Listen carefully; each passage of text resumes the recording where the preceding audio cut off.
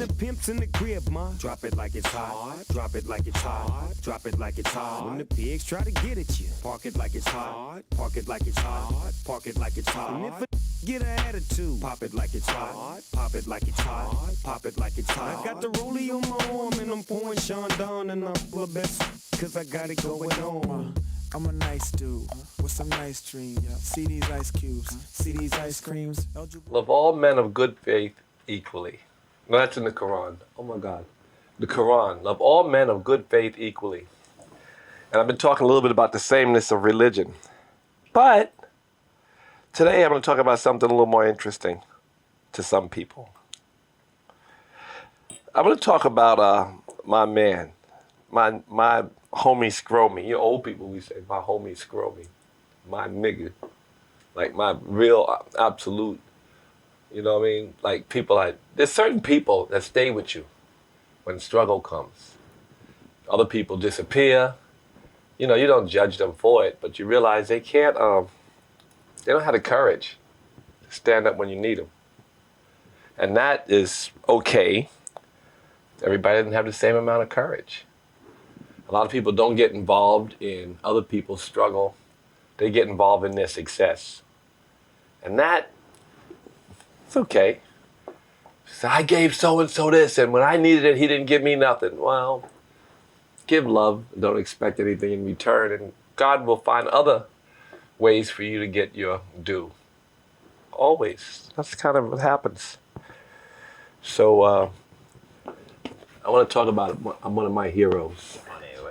There he is. There he is. My motherfucking hero right there. There he is. Today, Snoop, I wanted to talk about two things. One is your brother, Warren G. Oh, look at it. It's spinning. It's your brother, Warren G. And I want to work with you on getting his masters or a piece of them to help him. You know, we don't want artists to be retiring like football players. Their music's still playing. The football player ain't still running. But Warren's music, I still hear it. I heard it the other day in a cafe here, you know? So a piece of it can come back to him if the record business is just and fair. And I'm working. I already called everybody at Def Jam, but we could keep pushing. So I know that's something you and Warren have been working on, and I care for Warren very much. He really saved my company. You know, before I sold it, he saved it.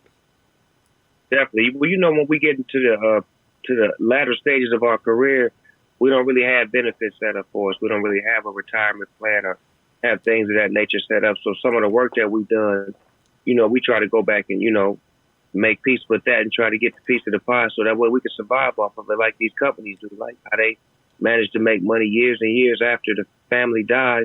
I mean, the artist dies and the family sitting around waiting on trying to get, you know, a few dollars. So we just want to try to put things in the proper perspective. And we're glad that you're working with us and giving us the opportunity to even try to seek those masters. Well, I think that there must be some partnership. I talked to Holliston and some of the people at Def Jam, some of the senior people. We got to go to Lucien. Lucien's got a message. He was very sick from corona. But we're going to keep pushing. And I think that Warren G will get some of his due. We're going to make it our business. And the next thing is, aside from me staying on that, I want to get you some stem cells. They got, my nigga, let me tell them, because if you get stem cells, they build up your lungs, because I want you to live long. I want you to live forever. That nigga Snoop is going to live long. He's smoking though right now. No, so. but it's good shit he's smoking. That's the good shit. You know what, Russ, you know, you and my son on the same page, because my son told me a few things. My oldest son, he was like, you should stop doing this and stop doing that. So I stopped eating meat for a day or two, and I actually felt better. Well, you will if you stop eating meat. The arteries, you know, you get dementia, you get hypertension, you get heart disease, you get diabetes. You don't get diabetes from sugar. Well, you know, processed sugar, but regular sugar from fruit and all that. So it's all animal product. You know, and the fact that you feel better when you do those days, it's all right. You all you do is have these experiences. You know, I used to sniff cocaine until my brains blew out, like not sleep for days, smoke a lot of water.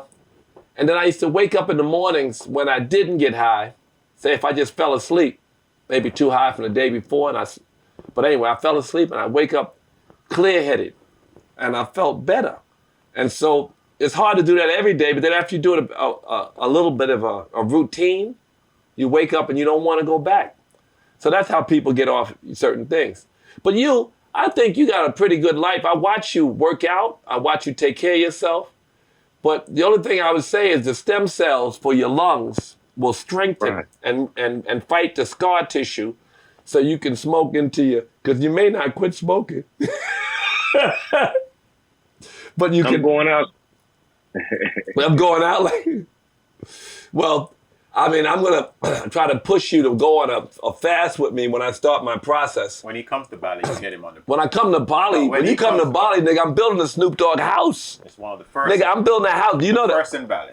The first of the houses I built on Samadhi Circle, beside my own house, which is built, and the hotel. It was inspired by Snoop. Because I was inviting Snoop, and I said, this nigga not going to stay in the Ming Lee suite. No. Or he not going to stay in the Yoki Lee suite. This is a grown-ass man. He got a wife, you know. No, it's Snoop. So we built a house for you under your name.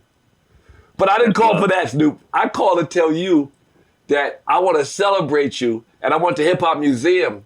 Maybe they can call you at some point. They're really working. They've been working for years. And there's a guy named DJ Rock before they were rap records.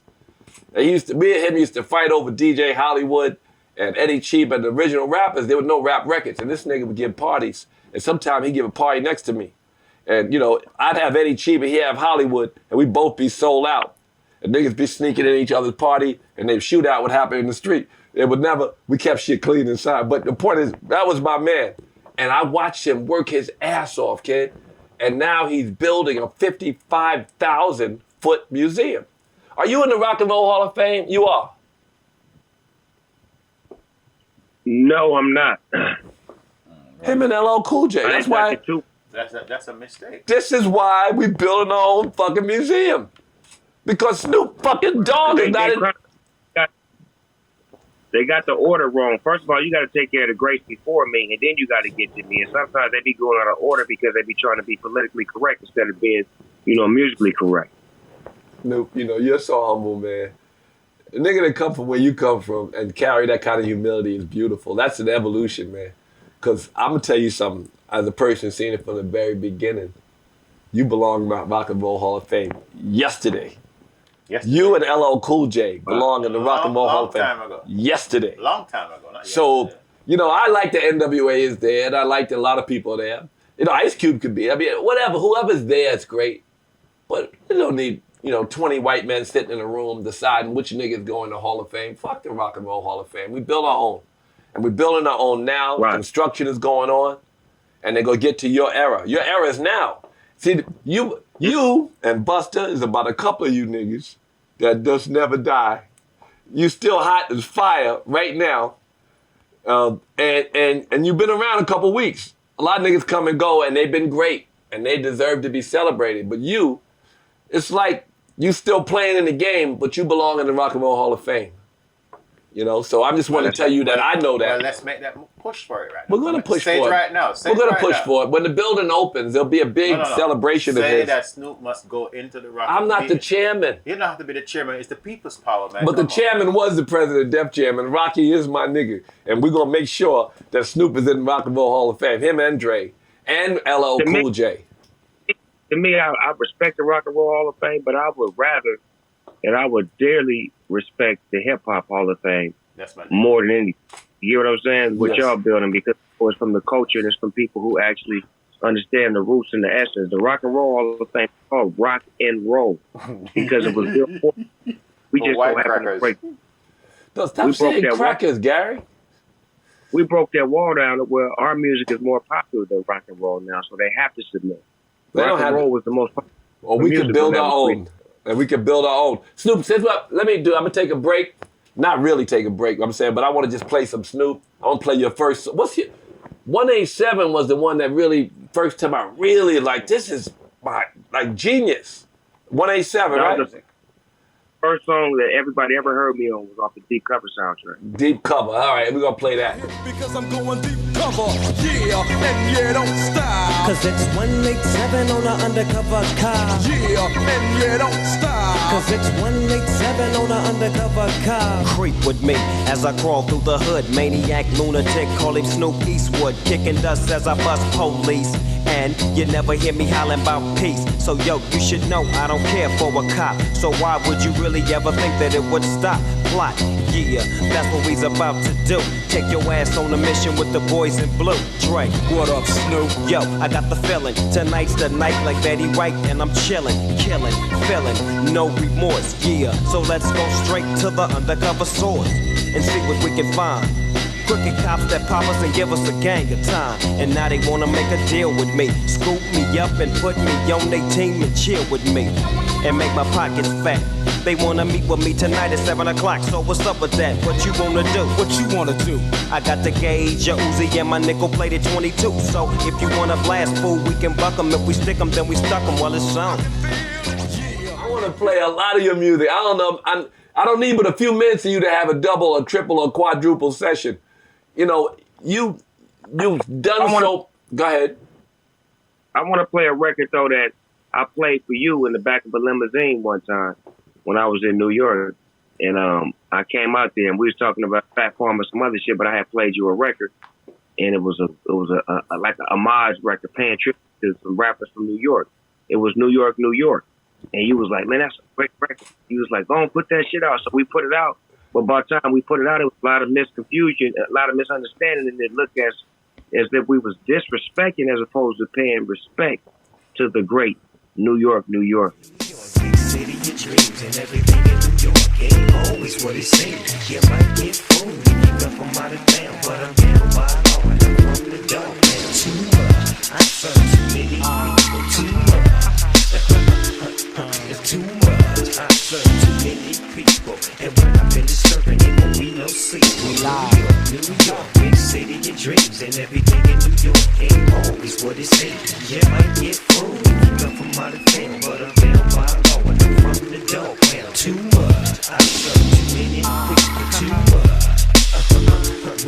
Too much, I serve too many people. And when I finish serving, it won't be no secret. But wait, Snoop, let me say this. When the beef broke out, you know, a lot of people, they don't realize you out the hood, nigga. I know you got the hood in your head still, but you're out the hood, and now you can look back and see where there's some inconsistencies and some inequalities and some reasons that niggas is doing dumb shit, and you could just be a little voice, and you can't just judge them and, you know, like you never judged them. You just say, nigga, don't, you know, you and your man Nipsey Hussle, you were Nipsey's father. All that beautiful stuff that came out of his mouth is because he looked up to you. So all those beautiful things, that wisdom that you give back to the hood, and even then as a young man, you know, you can see it in the movie, nigga was like, I ain't got no problem with them. And I remember we went to Minister Farrakhan's house to squash the beef. And the next week or so, you were on TV with Puff. Just to avoid, you know, the poison. You know, like why? Why young black men who getting money got to fight, and you, not because you, and the thing about you, Snoop, this is what I was saying before you got on. The courage. You ain't scared, nobody don't scare you. Niggas didn't never scare you. And so you said what you wanted to say, and you said, I ain't got no beef with them, they ain't. And you said that on the radio, and a lot of people were mad at you on the West Side because they just was angry and they wanted to fight about something because they ain't have nothing. I mean, that's not a good reason to fight. That's a good reason to build, but some people resort to fighting because they ain't got nothing. And Snoop said, I ain't got no problem with them niggas. They ain't never did nothing to me. And that was beautiful, Snoop. And you did that as a hero, or as an original, because the rest of the niggas wasn't thinking like you. So, Right. Yeah, New York, New York was a great example. You made that record. Man, and I was told that, you know, from talking to some of my ancestors, that I'm one of the grandkids of the slaves that they couldn't kill. So my courage is a little bit different because I cut from a different cloth. I'm one of them ones that wasn't going for that shit back in the days. You know what I'm saying? You know, one of them slaves that got away, that broke away, started his own revolution, that showed how to fight back. If we move, we better. Well, you definitely that, Snoop. And, you know, I see that you also branch out into so many things. I see you invested in Beyond Meat. Yeah, Yes, sir. You know, you see, I mean, I talk a lot about, I got the picture behind me and all that, but I really want to save lives because I lost so many friends. I lost at least 14 friends to COVID. And I lost them because of their diet, because they had all of these pre-existing health conditions. And so I want to try to change our people to get different habits. Because once you get a good habit, it feels good. You keep doing it. It ain't really every day you got to be so resilient. Every day you got to be so, it's just a natural thing. You look for what feels good. If you do good, you take your kids to school, you drop them off, you be like, and once you drop them niggas off, you're like, oh, I did my job. I did God's work. You do the right work.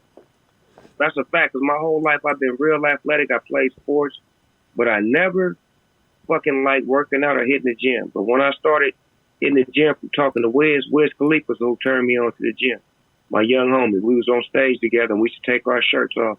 And I used to be bigger than him, and then all of a sudden, a few months later, this motherfucker was bigger than me, had more wind than me and more everything, and I'm competitive. So he was like, I go to the gym. And once I started going to the gym, it was a struggle in the beginning, but once I started feeling good, it's like I do that shit when I want to now, not because I have to. Make you feel good when you finish it. I go to hot yoga every day, kid. You go in there, it's 190 billion degrees in that bitch. You walk in, and then you sweat like a slave. You take that shower, and you come out of there like in heaven because your circulation is flowing, and you clean out your arteries, and you're cleaning out your mind, and you feel better. So you do things because when you get to know it and it becomes a habit, so then you don't have to be, so they say, oh, he's got so much resilience. He's so, no, it's your habit. You do it because it feels good, but you got to start somewhere, and it may not feel good in the beginning, but you got to keep doing it. Just like you find food over a period of time that adds up to, you feel better and you realize it's the food that got you there. Right.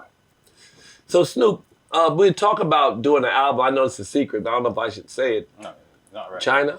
Not right. No. Okay. But, because I built a company, that, for all of Asia, and I want to help make sure that we don't leave our money on the table all over Asia. And I feel like the white men in the suits are not managing black artists or even bringing them up. The agents from the agencies that represent them in America got one man in China who can't even speak Mandarin. I got 30 people in China that all speak Mandarin, and they love Snoop. So things like that, I want to try to build bridges and try to help our people make money where their influence is. So that's because those athletes a lot of times transcend very well in foreign markets. Basketball players, soccer players, and sometimes they don't maximize the strength of what they can do because they don't have the right agents to put them in those powerful positions. But once you start traveling the globe and seeing how much the African man is respected and loved and appreciated, then you start to know the value of being able to, take your business outside of America and, get some of them global dollars. I'm going to open up offices in different parts of Africa. We're working with, because of COVID, everything slowed down, but we definitely want to, because when I joined the company and I put my money in, we had 11 offices. Well, you got a big... And 13, now that we have one in New York and one in LA.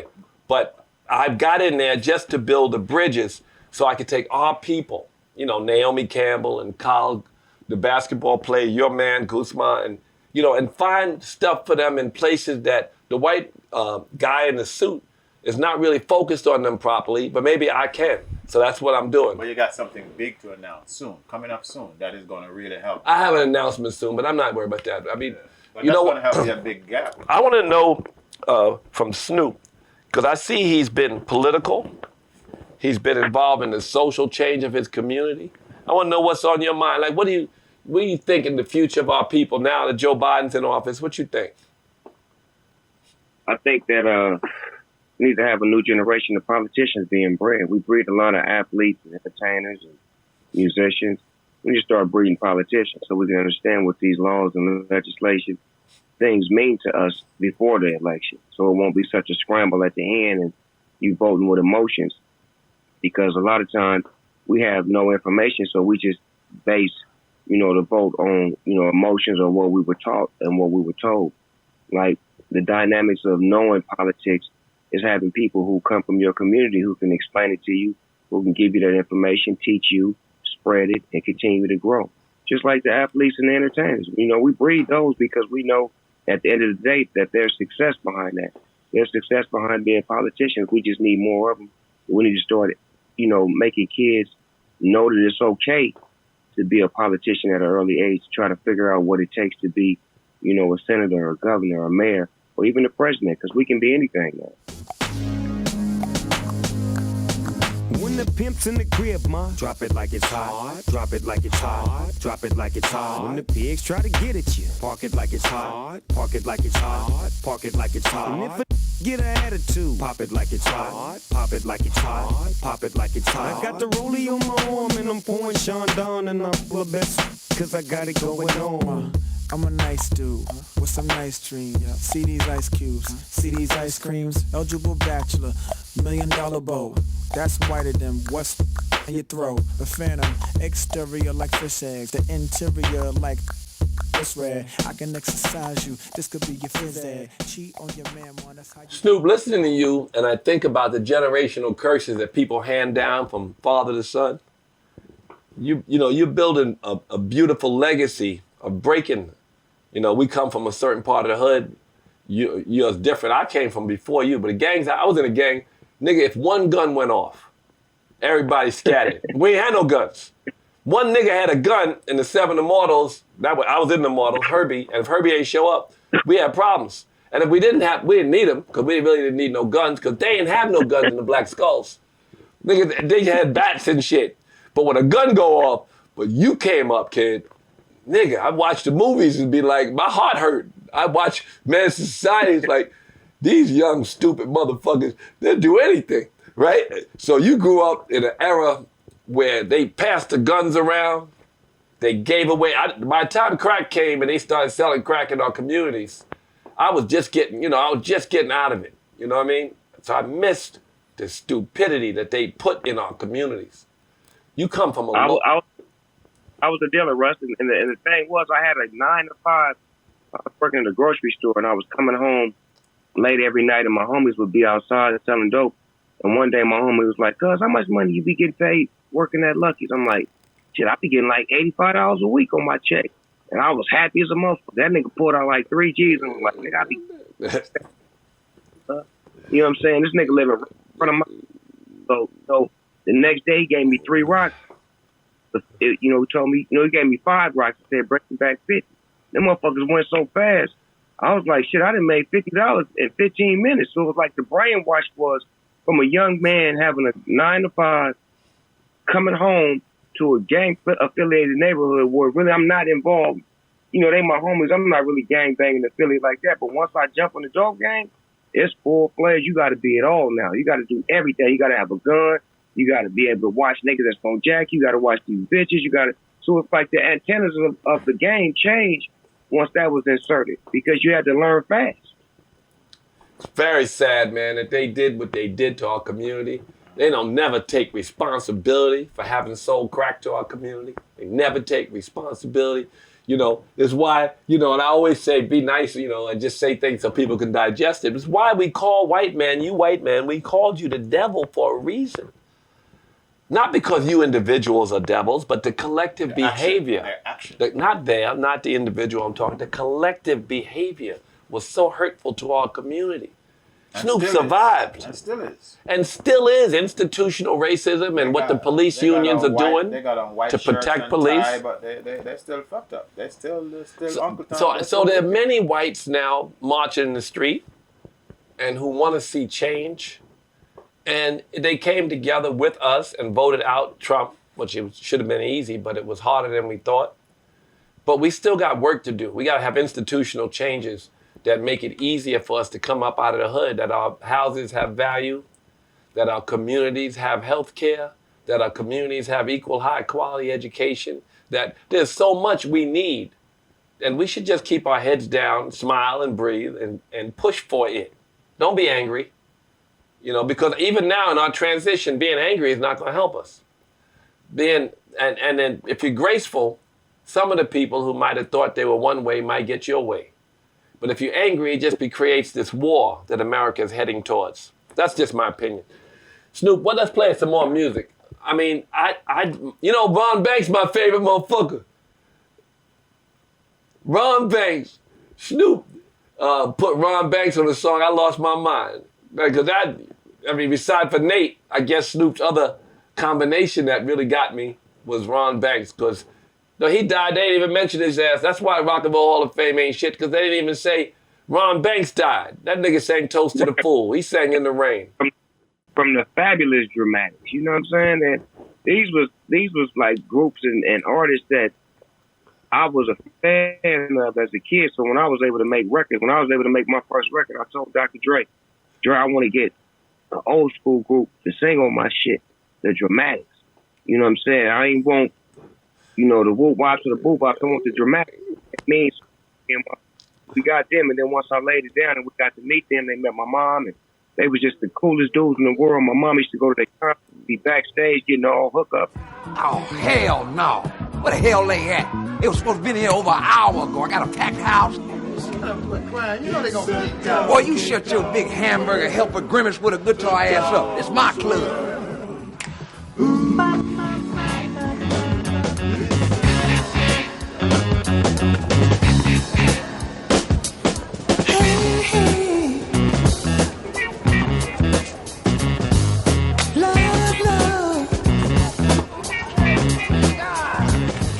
There you is. Where the hell you been? Man, hold on one second.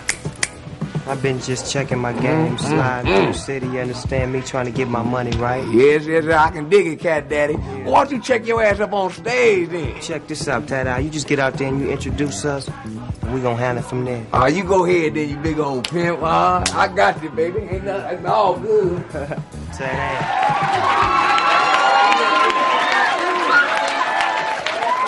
We got some beautiful people in the house tonight, and we got some ugly ones. Anyway, we'd like to welcome y'all to the Carolina West. My name is Tat. Today we got something old and something new for y'all. We got Snoop Dogg and Dogg, the Dogg Pound, and the fabulous Dramatic.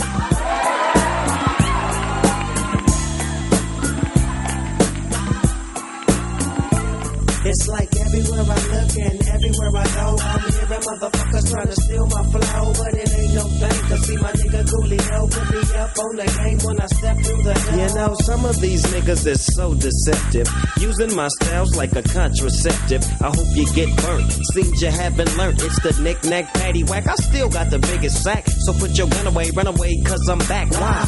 Hit 'em up, get 'em up, split 'em up now. Tell me what's going on. It make me wanna holler cause my dollars come in ozones. Known for the break-off, so take off your clothes and quit trying to spit at my motherfucking hoes. Speaking of hoes, I get to the point. You think you got the bomb cause I rode you a joint? You's a flea. And I'm the big dog. I scratch you off my balls with my motherfucking paws. Y'all's niggas better recognize and see where I'm coming from. It's still east side till I die. Why X? Why? As the world keeps spinning to the D-O-double-G. It's a crazy world. It's a doggy dog world. It's a doggy dog world.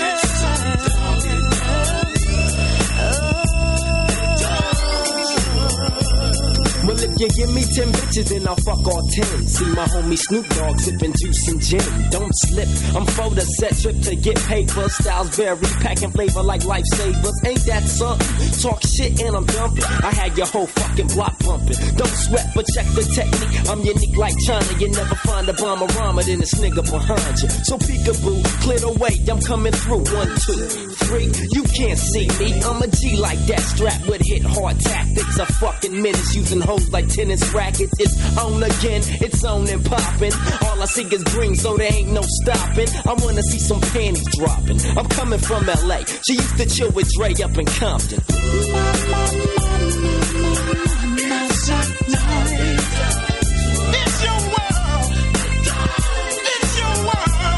The Dogg Pound rocks the party all night long, till when it don't stop and it don't quit for the Dogg Pound click to drop the cabbie dope shit. Jiggity jazz out of the motherfucking cup, one smoke, so grab a seat and grab your gin and juice and check out the flop.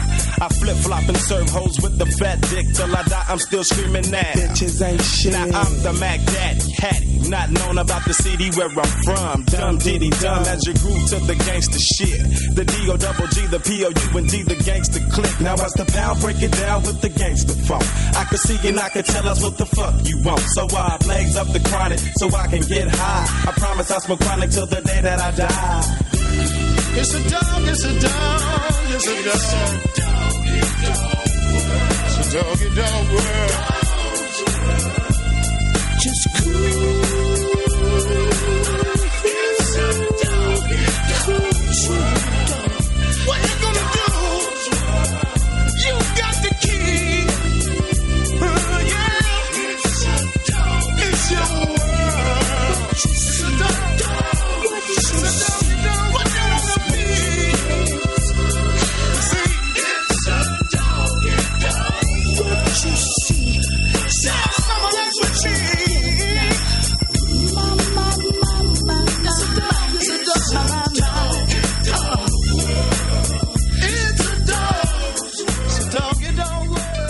Then I was like, "It's one more piece of my album missing. I want to do a remake of a hip hop song because ain't nobody ever remade a hip hop song, and I want to pay respects to one of the greatest rappers ever. I want to do Lottie Dot." So we redid that, and everybody cleared that, and it was the first time somebody had ever redid a rap song in hip hop as a rapper. We're gonna have to play that now. But wait, the dramatic song, I'm playing that motherfucker. I love that song. And, you know, I produced, it's how, you know how we get, Snoop, we get a little money and a little bit of influence. I'm gonna get the Blue Magic. I made a whole Blue Magic album, nigga, and they played all over the radio. I need to get that. I need to get that out. And I made Day by Day over with Chuck Stanley. You remember that? They played that shit on your radio every day. I had a top 10. It was number one. Day by Day. I produced that.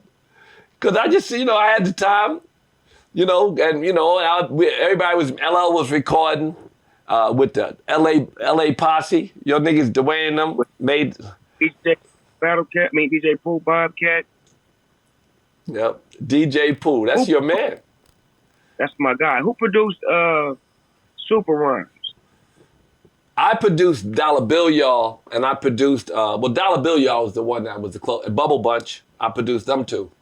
But the Super Rhymes record, we found him, and he wasn't getting paid like a lot of artists. What happened I was just talking to EPMD, and what happened with EPMD was, they was on Sleeping Bag Records, and Sleeping Bag was going bankrupt, so we gave them a bunch of money and signed EPMD. So we had their second album through. Same with Nice and Smooth, their second album through. And Super Rhymes was the same way. Like, he was on the label, he made that big record. I doubt he got paid. And so I got him and produced myself, the Bubble Bunch, and then Dollar Bill Y'all. So, you know, and I worked with him for many years. He worked at the office and all. You know, he checked out. God bless him. You know, rest his soul. Warren G was so influential of him as a rapper and a writer. I don't know if you can hear that in his lyrics. Like, Warren G was a Jimmy Spicer, like, all his lyrics, his delivery. This DJ, he gets down, mixing records while he go around with it. Yeah. Warren G saved Def Jam. Would have been on motherfucking Def Jam.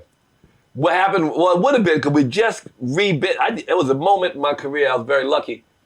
Def Jam was down $20 million almost. And then we got somebody that paid like 40. And we bought the half of the company that we had and put a little money in our pocket, and we still was cold. But then came Warren G. And then came Montel Jordan. And then the floodgates opened. Then it just went crazy. Then we just had, you know, LL give us a new album, and we're lucky to get that in the break, and then we get Jay and DMX and whatever. The company started to flourish. But when Warren came, we was ice cold company. And we seen the nigga on, and I was, go ahead. Warren had the flavor. He had the flavor that we had. It was like, it was the new thing. Snoop and he was fresh. Snoop, listen, when I got Warren G, Suge, God bless Suge, because he was always my nigga. I never had no problem with Suge, but people around me were scared of Suge a lot. But, you know, he never really, you know, they say he was looking for me when I signed Warren, and I went to look for him and talk to him. You know, they said, Snoop, and I remember the little Jerry Black, little record nigga said, I'm Jerry Blavitt, Philadelphia, like he's a mobster, talking to Snoop, because Snoop was talking to me, and Snoop was like, so you signed Warren G? I said, well, the nigga was free. I signed a free nigga because he wasn't a slave. I signed him, you know. But everybody else around me was scared of them niggas was good. You know, they had Snoop. You were there, Snoop. They had him in their sights on Jamaica Avenue walking around scaring me. And you know the niggas around me ain't as pussy as me. Them niggas is gangsters. And they had him in their sights. I said, leave him alone. And he don't even know it. He about 2 seconds from getting mopped. But he didn't know it, and you know what? Me and him worked it out. The record went on his soundtrack, and you can avoid conflict, man. You know, everybody wanted. You a player, and that's what I was trying to explain to him at the end of the company before he did his time. I was trying to go see him and tell him, look, let me shake hands with Biggie and Puffy on TV. Let me end this shit. Let me do business with them. Let's figure out a way to where Bad Boy and Death Row can connect. You know, Pac is dead. You know, they trying to lock you up. Let me keep this shit alive. And nigga was like, I don't want to hear that. So it was like, to me, that was like the piece of the puzzle that made me just say, you know what, I got to start fresh, and take a loss, take a L, a lesson, not a loss. Hear that? For all the yogis out there don't know what the fuck that it's in the scripture and they can't read it properly. The L is for a lesson, not a loss. It's in the Bible, the Quran, the Torah too. So he took a L, a lesson, and he had to get, I always say love everybody all the time, but you can't fuck with everybody all the time. Love people from a distance, and that's what you did. That's a beautiful thing. Take a L, a lesson. So I want to play a lot of your music, man. I'm going to play so much of your music. I don't know how many. Stop what? He ain't got to stop nothing. You're such a good person, Snoop. It inspires me. And I want to, again, he's spinning around. I want to thank you for coming on and taking your time to talk to me, man. Definitely. There's so much wisdom. I could talk to you forever. A legend in his own right. You're a legend. And I'm very thrilled that I can still have you as a friend. It makes me whole when I can have friends that I've known from the beginning of their career till the iconic stage. Yeah, we lost him. He left. But here's it. There's always going to be many rappers, but there will always be only one Snoop Dogg. That's it. So what, we smoke weed, we're just having fun. We don't care who sees. So what, we go out, that's how it's supposed to be.